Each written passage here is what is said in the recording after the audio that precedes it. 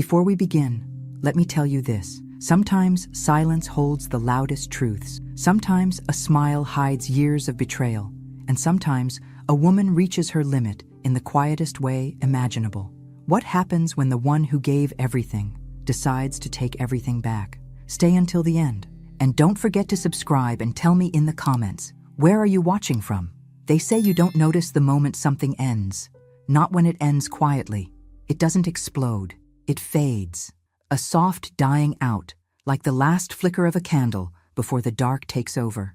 That's what my marriage felt like. A year ceremony of slow extinction. My name is Carolyn Whitaker. I'm years old, mother of 2, and wife, at least in legal terms, to a man I barely recognize anymore. I live in a modest colonial-style home in a quiet suburb just outside Charlotte, North Carolina. The kind of neighborhood with hedges trimmed like puzzle pieces and smiling neighbors you never really know. From the outside, we look picture perfect. But the truth is buried so deep under the silence, even I forgot where it started.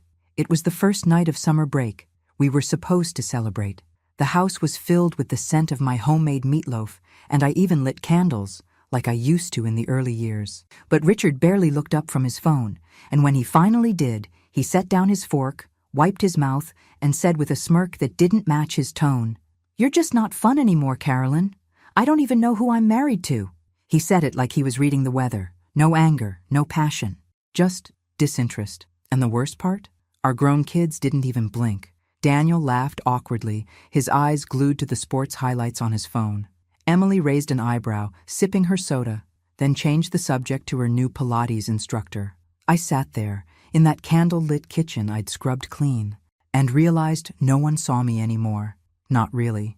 Later that night, I lay in bed staring at the ceiling while Richard snored beside me like nothing had happened. My thoughts spun like a dryer on its last cycle, loud and restless.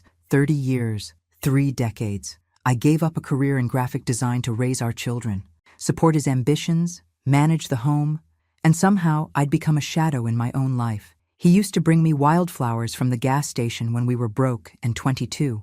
Now he barely remembered my birthday. I tried to make excuses. Maybe he was stressed. Maybe I was the one who changed. But deep down, something felt rotten, like a fruit you don't want to bite, even though it still looks whole on the outside. The next morning, he left early for a work meeting, but I saw the text flash across his screen before he left the room. A woman's name, a heart emoji. I didn't confront him. Not yet. I just watched, observed. And the more I paid attention, the more I saw it. The distance, the lies, the way he flinched when I touched his arm. I started to smell another perfume on his collars, catch glimpses of unfamiliar earrings in the laundry, receipts from expensive dinners I hadn't been invited to. I wasn't stupid. I was just tired of pretending to be. But it wasn't just him. It was all of them. My own children treated me like I was made of wallpaper. Decorative, quiet, easy to ignore. They came home when they needed money, advice, or a shoulder to cry on. But not once did they ask how I was doing. Not once. So I stopped asking too. One night, after they'd all gone to bed, I stood alone in the kitchen. The hum of the refrigerator was the only sound. I poured myself a glass of wine, opened an old photo album, and flipped through the years. There we were, smiling, arms around each other. New babies, birthdays, road trips, all that life, all those memories. But behind every photo, I saw the moment it started to fade. That night, I made a decision. If no one would notice my pain, I'd make sure they'd remember my absence. Not in violence, not in fury, but with the quiet strength of someone who had nothing left to lose. Because sometimes, when a woman breaks, she doesn't scream. She plans, and I had just started planning. I didn't need confirmation. I already knew. But still, there's something about betrayal that burns differently when you catch it in full color. It was a Tuesday afternoon when I followed my instincts instead of dismissing them. Richard had been more careful lately, or maybe just more detached. Either way, something had shifted. He was getting dressed more often without me seeing, coming home late, texting in the garage, and suddenly his cologne smelled too strong, like he was trying to cover something. So I did what I never imagined myself doing. I looked through his coat pocket when he left for work. Not his phone, just his coat. I told myself I'd feel better if I didn't find anything, but there it was, A folded receipt from a boutique hotel in Asheville. A 2-night stay, suite upgrade, champagne add-on. I hadn't been to Asheville in 5 years. The date on the receipt? Last weekend. I sat on the edge of our bed and held the receipt like it was a confession letter. I didn't cry, I didn't scream, I just stared at it, feeling something inside me harden. Not break, harden. That was the moment I started to detach. Over the next few days, I paid closer attention. When he left for work, I checked our shared calendar. He had no appointments scheduled. When he told me he had an out-of-town meeting, I followed the GPS history on our shared car, something I hadn't realized was even accessible before. He hadn't been to work. He had driven 2 hours away to meet someone. And not once did he call to check on me. Not once did he lie convincingly. He didn't even try. It was as if I had become so invisible, he forgot I could still see. What hurt most wasn't the infidelity. It was the ease with which he discarded me. Like I was a pair of old house slippers he could just replace. There had been a time when he couldn't go an hour without holding my hand in public. Now he couldn't look me in the eye without blinking away guilt. And my children? Oblivious. I tried to hint at things. Emily rolled her eyes and said, "Mom, you overthink everything." Daniel told me to relax, that Dad's just stressed. They defended him. They dismissed me. And that was the moment I realized I was completely, utterly alone inside my own family. I kept every receipt I found, every suspicious timestamp. I made copies of everything, not out of rage, but out of necessity. I remembered our prenup, the one Richard had insisted on back when we married. At the time, I had laughed. "You're the one with nothing," I told him. But I signed it anyway. What he didn't remember, or maybe never truly read, was the clause about infidelity. If he ever cheated, I got everything. The house, the savings, the car. He laughed back then, confident he'd never betray me. I never thought I'd need that clause, until now. I began moving like a ghost through my own home, documenting, recording, watching. I stopped making small talk. I stopped cooking his favorite meals. I went to bed early and woke up before everyone else. I wasn't angry. I was focused. He noticed something was different. One evening, he asked if I was okay. I looked at him, long and quiet. I smiled and lied. "I'm just tired." Tired wasn't even the half of it. I was exhausted from giving so much of myself for so many years, only to be pushed to the side like I never mattered.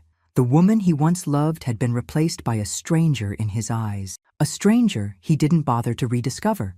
But that stranger, she was learning to reclaim herself. And in the stillness of my hurt, I began imagining the moment I would finally let go of pretending.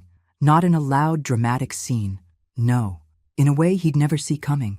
Because men like Richard never expected the quiet ones to walk away. They certainly never imagined we'd do it with a smile. It happened in the middle of a grocery store. I was standing in the aisle staring at 2 brands of pasta sauce, one on sale, one not.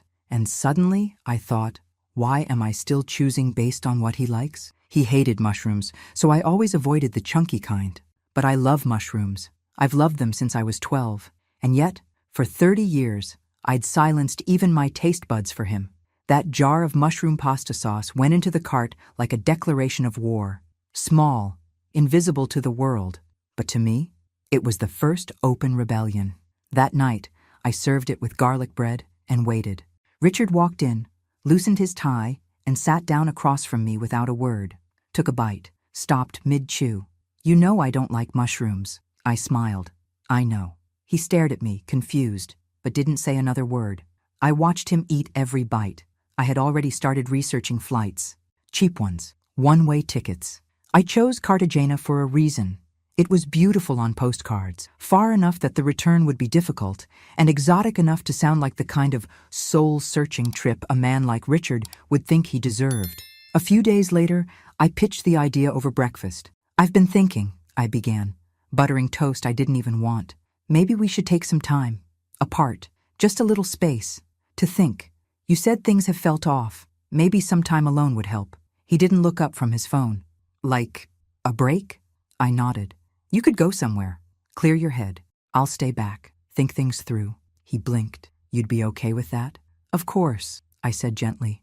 "I want you to find your joy again." His eyes lit up in a way I hadn't seen in years. Not for me, but for the idea of escape. He didn't ask many questions. That's the thing about men who've already moved on. they don't get suspicious when you start stepping aside. They think they've won. I maxed out the last of my credit card, buying him the cheapest one-way flight I could find. Cartagena, Colombia. Midweek, midday, no insurance. I printed out a fake itinerary, hotels that didn't exist, tours that were never booked. I told him I'd arranged it as a gift, that he deserved something nice for once. He beamed like a boy with a new toy. What I didn't say, what I wouldn't say, was that I knew he was taking her. I'd seen her picture, once, accidentally. A woman maybe 10 years younger than me, all high heels and highlighted hair, with lips too glossy, and a laugh that felt staged. I had no idea how long it had been going on. But I didn't care anymore. Let her go with him.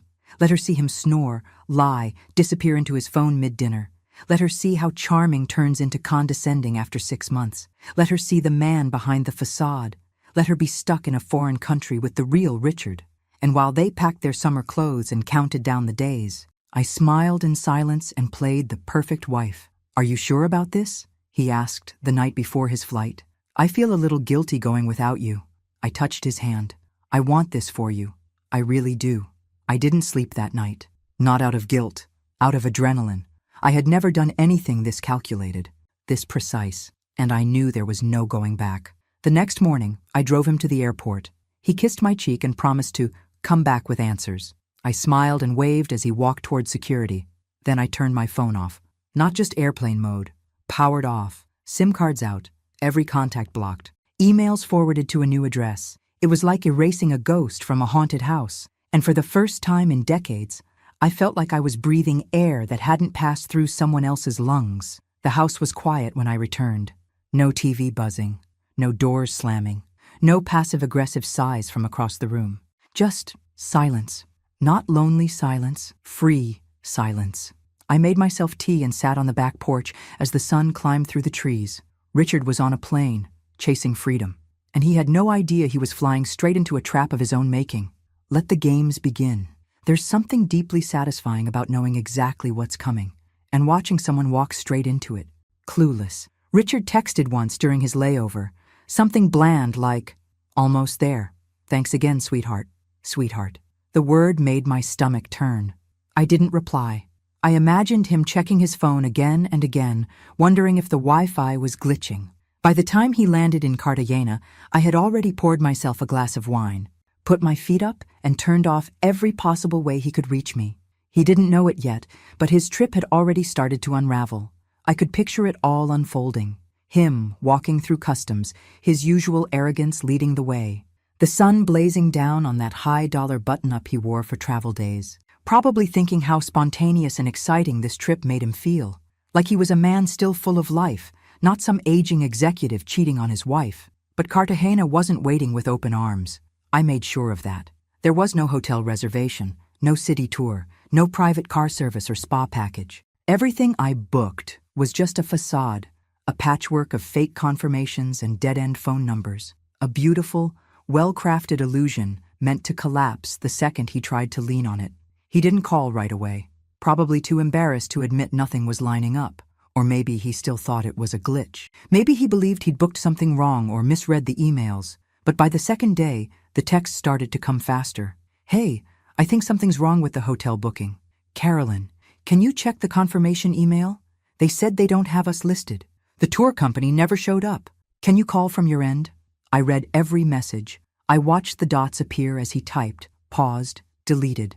I didn't block him yet. I wanted him to feel the delay, the invisible distance growing wider with each unanswered attempt. By the third day, the texts turned sharper. "Carolyn, this isn't funny. Where the hell are you? I'm stranded here. You're seriously not going to answer me." And then came the moment I'd been waiting for. The name. He accidentally included her in a message meant for me. "Maya's really upset. She thinks I lied. Are you seriously doing this?" Maya. So that was her name, and she was there with him, probably standing over his shoulder while he tapped out messages with his thumbs, trying to keep control of a situation slipping through his fingers. I imagined her face when she realized they didn't have a place to stay, that the hotel didn't exist, that their romantic getaway had turned into a logistical nightmare.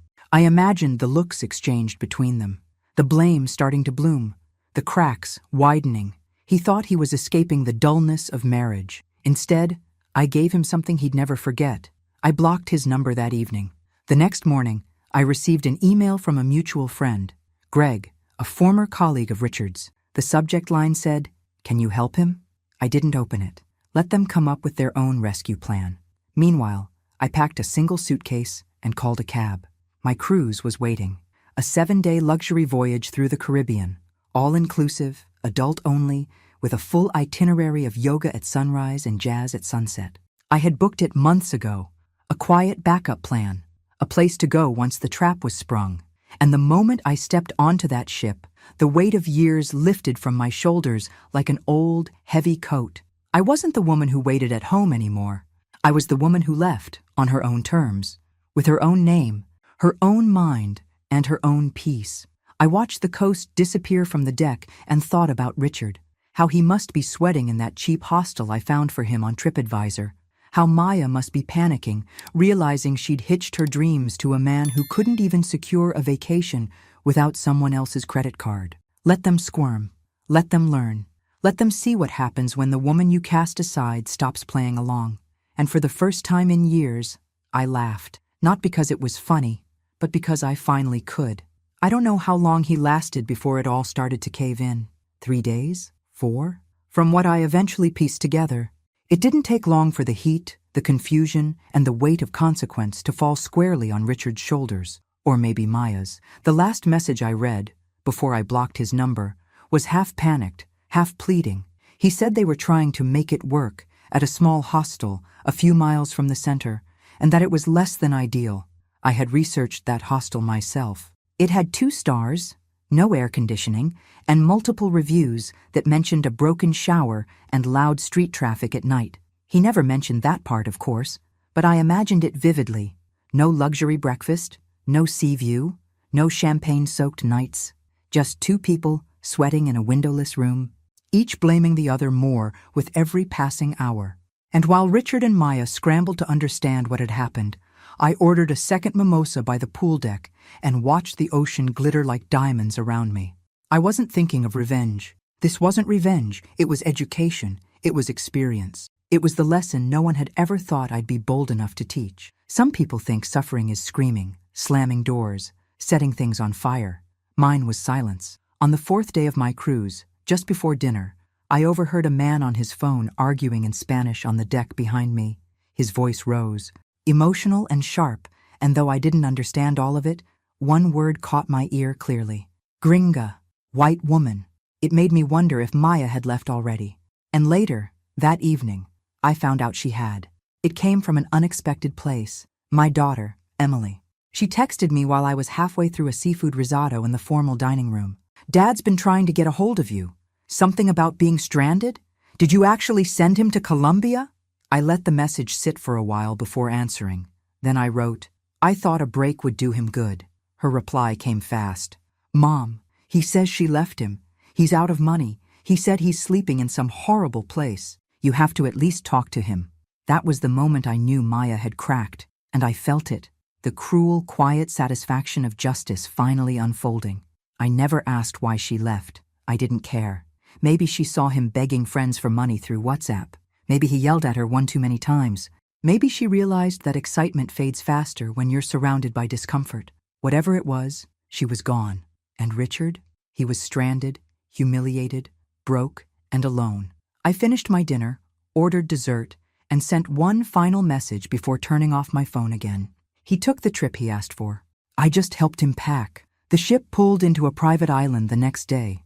I swam for the first time in years, let the salt water soak my hair, my skin, my clothes. I floated on my back and looked at the sky with nothing but wind and clouds above me. And all I could think was, I was finally free of him. But I wasn't done yet, because when he got back, if he ever got back, he'd learn the final part of this lesson, and it would hit even harder than sleeping on a roach-infested hostel cot. It would come wrapped in cardboard, sitting on a driveway, under a sky that didn't care what you used to be. And I would not be there to soften the blow. The ocean has a way of washing things clean, not just your skin, but your soul. That week at sea was more than a vacation. It was a resurrection. Every morning, I woke with the sun pouring through the balcony windows of my cabin, kissed by the salty breeze and the distant sound of waves slapping against the hull. I stopped setting alarms. I stopped worrying about emails. I stopped wondering what Richard was doing, or how uncomfortable his cot was, or if Maya had truly left him or just threatened to. I didn't need to know anymore, because I was finally living in a world where his actions no longer dictated the temperature of my day. The first time someone called me ma'am on the ship, I didn't flinch. Usually it made me feel old, dismissed. But this time, I wore it like armor. I was no longer shrinking under the weight of time. I was expanding, stretching into space I had forgotten belonged to me. At the open deck lounge, I met other women, all older than me, some divorced, some widowed, all tired of carrying the invisible weight of everyone else's expectations. We shared drinks and laughter, traded stories that were both heartbreaking and healing. There was Margaret from Chicago, who left her husband after years when she found a second phone hidden in the closet. Janine from Oregon, whose daughter stopped talking to her when she refused to co-sign on another credit card. Teresa, a retired nurse who came on the cruise alone after her husband died, and discovered she liked herself more than she ever did when he was alive. I didn't tell them everything, but I told them enough. And when I did, none of them gasped, none of them judged. They just nodded, sipped their drinks, and said, "Good for you." One afternoon, I sat alone on the sun deck, notebook in hand, and made a list titled Things I Forgot I Loved, sketching, mornings without chaos, cooking for pleasure, not for praise, walking barefoot on cold floors, jazz at night, mushrooms on pizza.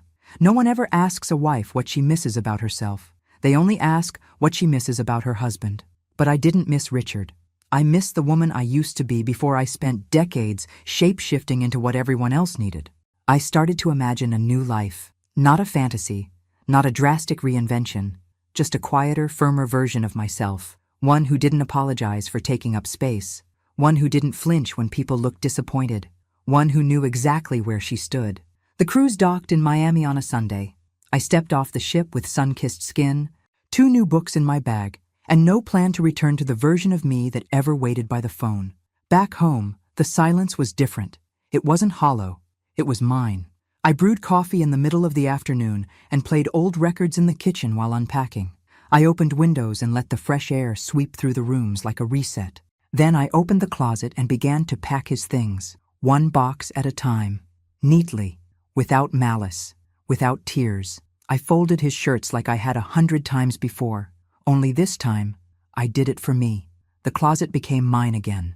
I cleared the bathroom cabinets, the garage shelf, the bedside drawers. By nightfall, the house no longer looked like a home we shared. It looked like a place where someone used to live. And tomorrow, he would return, from paradise lost, from betrayal doubled back on him, and discover what it means to be removed from a life you never appreciated. I wasn't angry. I was prepared. Because closure sometimes doesn't come from a confrontation. It comes from a locked door, a garage full of cardboard boxes, and the quiet knowledge that you're finally free. The doorbell rang once, just one solitary chime. I was standing in the kitchen, barefoot, sipping black coffee. I didn't rush. I didn't even flinch. I walked slowly to the front window, pulled back the curtain just enough, and there he was, Richard. He looked nothing like the man who had left 2 weeks ago.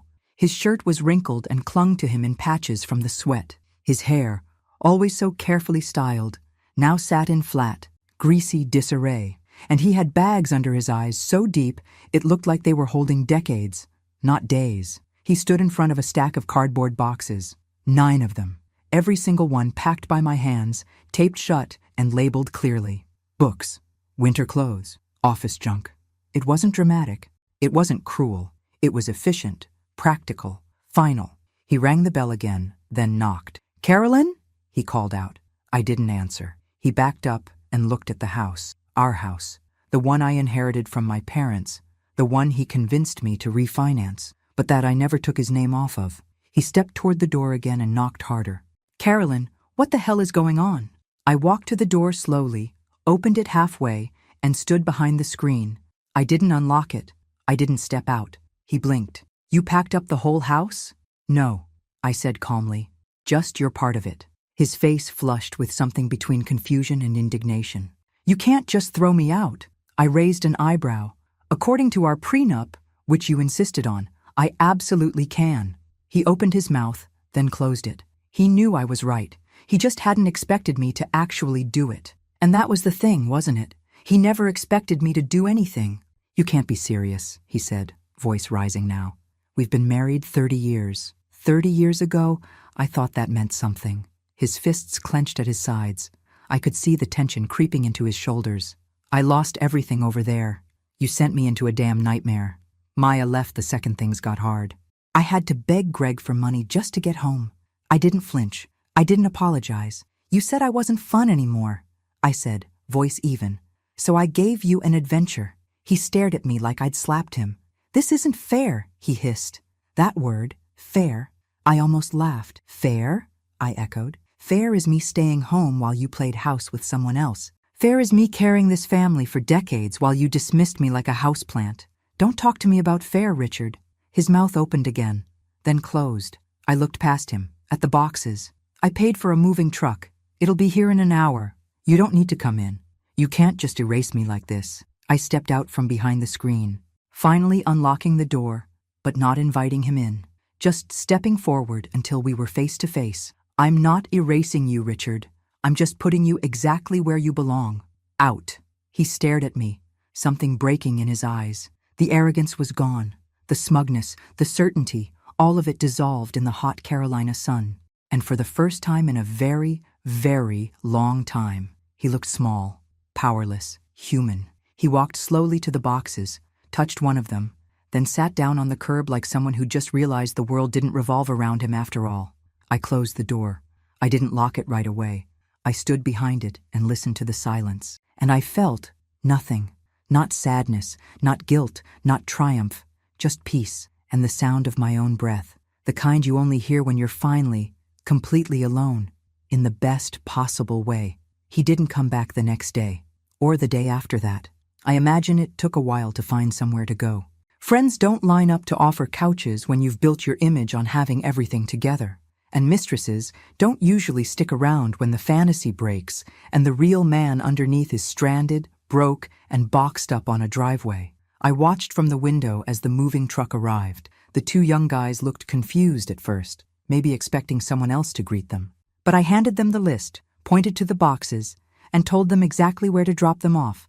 A short-term storage unit rented under his name, using his social security number, which I still had memorized after 30 years of filing taxes together. They didn't ask questions. They didn't need to. As they drove off, I turned back to the house, my house, and closed the door with a finality I hadn't known I craved. It was done, but not for everyone. That evening, my daughter Emily showed up. She didn't knock, just let herself in like she used to do when she was little. Her heels clicked against the hardwood, and she stood in the kitchen doorway with her arms crossed. What did you do to Dad? I didn't look up from the sink where I was washing a plate. I didn't do anything. He did this to himself. Come on, Mom. You sent him to Colombia and then shut off your phone. That's not normal. You humiliated him. I set the plate down slowly. You know what's not normal, Emily?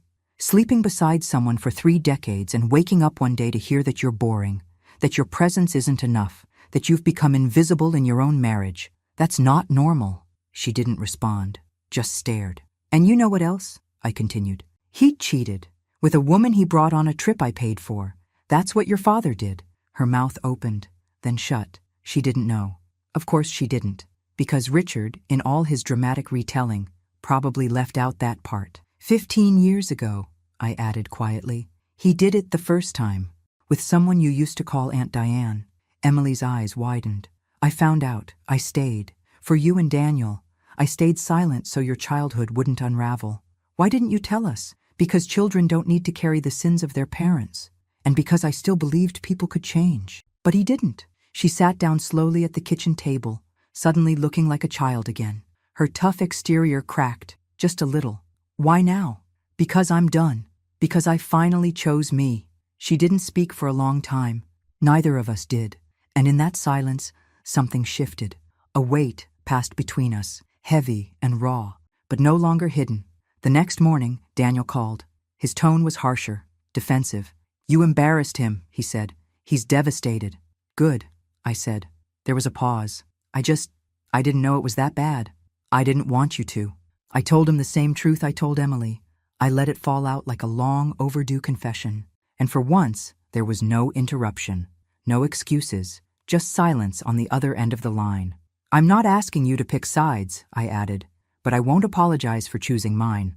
And that was the end of it. That weekend, I sold one of the cars, his car. The funds went directly into an account I opened in my name only.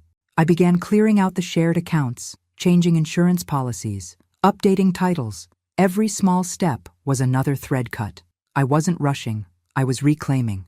People think divorce is about anger, screaming matches, dramatic exits, but sometimes it's just a woman with a list, a pen, and a heart no longer willing to wait for someone to see her worth. And as I sat on my back porch, sipping coffee as birds dipped low in the trees, I thought, I have never been more invisible, and I have never been more powerful. They showed up together, Daniel and Emily, my children, my blood. They stood on the front porch like a jury called to pass sentence. Neither of them looked angry, but they didn't look kind either. Just confused, wounded, uncomfortable in the way people are when something they believed in crumbles beneath them. I opened the door and waited. Emily spoke first. Her voice was soft, like she wasn't sure if she should be speaking at all. Can we talk? I stepped aside. They sat in the living room where they'd once built forts with couch cushions, where I had rocked them both to sleep, where Christmas mornings had erupted in torn wrapping paper and laughter. Now it was quiet, still, like even the furniture knew something was different. Daniel rubbed his hands together, staring at the rug. Emily wouldn't look me in the eye. He started. We didn't know how bad it had gotten. I nodded. I know. Why didn't you say anything? Emily asked, her voice cracking. Why did you just act like everything was fine? Because that's what I was taught to do, I said quietly. You keep the family together. You protect your children from pain. You make it work. I stood by the window, pulling back the curtain slightly. Outside, the neighborhood was still, quiet, normal. Then I turned around and said the thing I hadn't said out loud to anyone. I knew about your father's first affair 15 years ago. Both of them looked up at once. It was with Diane. You remember her? Aunt Diane, as you used to call her. Emily gasped. Daniel stared at me like he didn't understand the words. I found out by accident. He left his email open. There were messages, photos, a flight itinerary. Mom, Emily whispered, covering her mouth. I confronted him. He denied it. Then he admitted it. He begged, promised it was over, that it had meant nothing. And I believed him. Why? Daniel asked, almost angry. Because you were both still in school, because we had just refinanced the house, because the idea of being alone terrified me more than the betrayal. I sat down then, finally, my knees trembling, not from pain, but from finally standing in truth after carrying it for so long. I stayed, thinking I could fix it, that I could make him love me again, that if I gave enough time, support, loyalty, it would be worth it. Tears burned my eyes, but I didn't cry. I watched him pull away piece by piece, until there was nothing left of the man I married, just a stranger who used my silence as permission. They were both quiet, processing. I'm sorry, I said, not for what I did to him, but for what I hid from you. Emily wiped her eyes. Daniel looked away. Then, a pause, and Emily whispered, You should have left him then. I know, I said, but I wasn't ready. Daniel nodded slowly. So, what now? He asked. You're really divorcing him? No. The prenup handled that for me. They looked surprised. He signed it 30 years ago. Infidelity meant he walked away with nothing. He thought it was a joke. I didn't. They both sat back, quiet. And then Emily said something I never expected to hear. I'm proud of you. It came out small, like a secret she was scared to admit, but it landed like thunder in my heart. I smiled. Thank you. She paused. I wish I'd seen it sooner. I didn't want you to. I wanted you to have a happy childhood, even if it cost me mine. The silence that followed wasn't heavy. It was reverent. They didn't stay long. They left together, arms brushing, walking slower than usual. And when the door closed, I stood in the middle of the house that had once held my whole life. Now it held something new, the truth. And finally, I wasn't the only one carrying it. The next morning, I stood in front of the mirror longer than usual. Not because I was checking for new wrinkles or wondering whether my gray roots were showing, but because, For the first time in years, I actually recognized the woman staring back at me. Her eyes weren't tired anymore. Her shoulders weren't slumped. There was something new in her expression, something fierce. I'd spent most of my adult life looking past myself, at the kids, at Richard, at to-do lists and calendars and dentist appointments, at everyone else's needs. Now, I looked at me. I pulled out a notebook from the kitchen drawer, the one where we used to keep shopping lists and old coupons. I flipped it to a blank page and wrote 3 words at the top in bold letters: "Start over now." And underneath, I made a list: sell the SUV, close joint accounts, get a P.O. box, meet with a realtor, find a new place, not too big but sunny, start sketching again, open that Etsy store I always talked about. Each line felt like a shovel, unearthing the parts of me that had been buried under 30 years of later. I called the bank, the lawyer, the realtor. I listed the SUV online, posted clean photos, and cleaned out the glove box. Inside was a half-used parking pass from one of Richard's work trips. I smiled and tossed it in the trash. That afternoon, I visited the small strip of shops downtown, the ones I used to walk past every Saturday, but never entered because Richard hated small business prices. I bought myself a leather-bound sketch pad. Expensive, luxurious. I didn't flinch when they rang it up.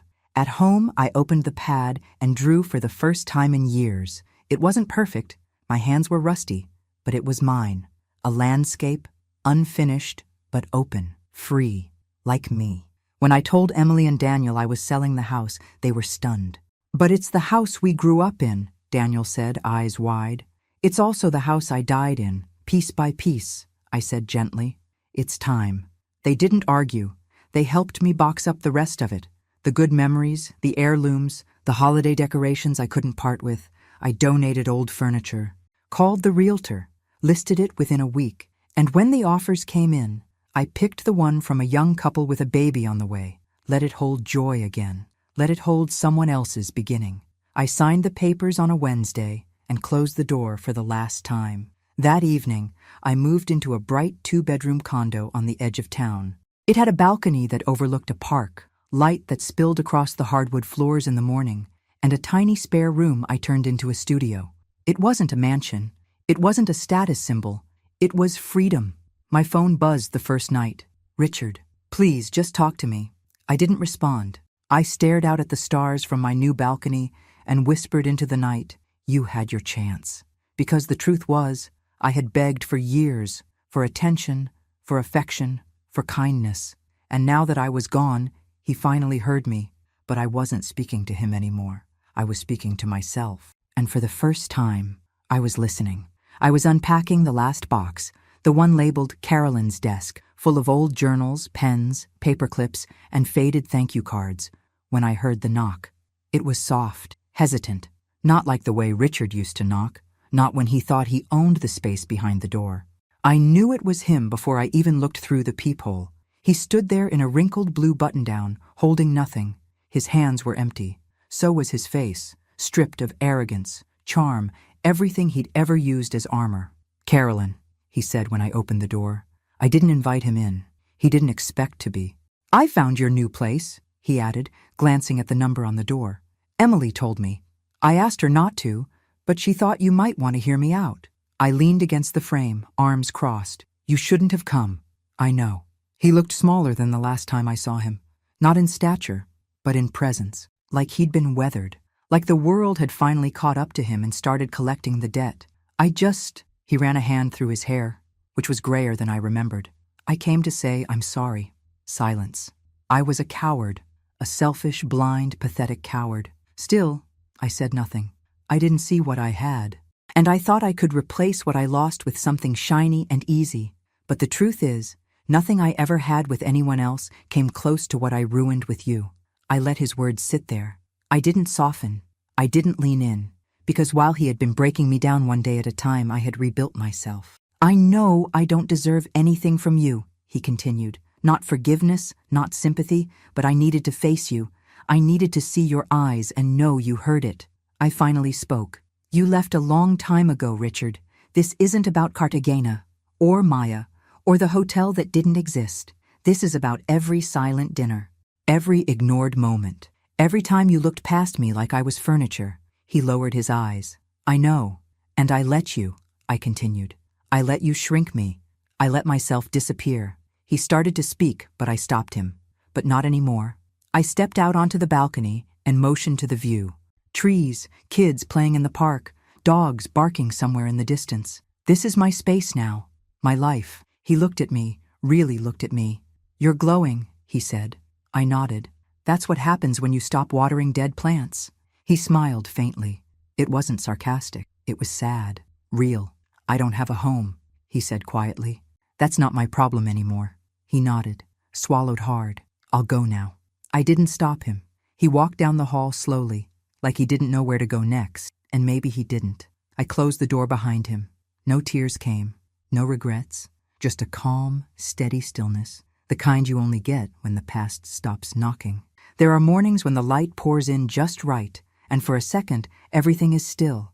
No buzzing phones, no expectations, no tension humming beneath the surface of a too-quiet breakfast table. Just the breeze, the warmth, the smell of fresh coffee drifting from the kitchen. I live for those mornings now. My name is still Carolyn Whitaker, but I've changed in every way that matters. After Richard left my doorway that night, I didn't hear from him again, at least not directly. Emily said he was staying with a college friend across town, trying to get back on his feet. Daniel mentioned he'd picked up part-time work consulting for small firms, but neither of them pushed me. Not anymore. They saw the lines in the sand. They saw the woman I'd become, and more importantly, they respected her. In the month since, I sold the last of our joint possessions, finalized the separation of all legal and financial ties, and invested in something I never thought I'd have again. Myself. I opened that online store, Sketch and Soul. It's small, but it's mine. People order prints of my drawings, landscapes, abstract emotion pieces, scenes from memory. Each one carries a piece of the quiet, powerful shift that saved me. And once a week, I teach an art class at the local community center. Women show up, older, younger, some heartbroken, some just tired, and we sit in a circle, sketching, shading, telling stories between pencil strokes. We don't always talk about what we've lost, but sometimes healing isn't loud. Sometimes it's a shared silence between people who finally decided to choose themselves. I still walk through the park most mornings. There's an oak tree by the path with a bench beneath it. I sit there with a thermos of coffee and watch the joggers go by. Kids chase each other, dogs bark at squirrels, and the world spins on, lighter, cleaner. One day, a letter came in the mail. Handwritten. No return address, but I knew the handwriting. It was short. Carolyn, I hope you're happy. I hope you found peace. I never really knew how much damage I caused until I had to sit with it in silence. And I finally understand that the silence you gave me was louder than anything you could have said. I'm sorry for everything, and thank you for setting me free too. Richard. I folded it neatly and slid it into the back of my sketch pad, not because I needed to keep it, but because it was the final chapter, the end of the story I'd never asked to write, but wrote anyway. A woman doesn't always get her justice in courtrooms or public apologies. Sometimes, she gets it in the quiet decision to choose herself after decades of being everyone else's anchor. And when she finally releases the weight of what she was never meant to carry, something remarkable happens. She floats. I sit here now, on my balcony, watching the sun disappear behind the trees, sketchbook on my lap, pencil in hand, and for the first time in my life, I don't need anyone to see me, because I see myself, and I love the view. Thanks for listening. Don't forget to subscribe and feel free to share your story in the comments. Your voice matters.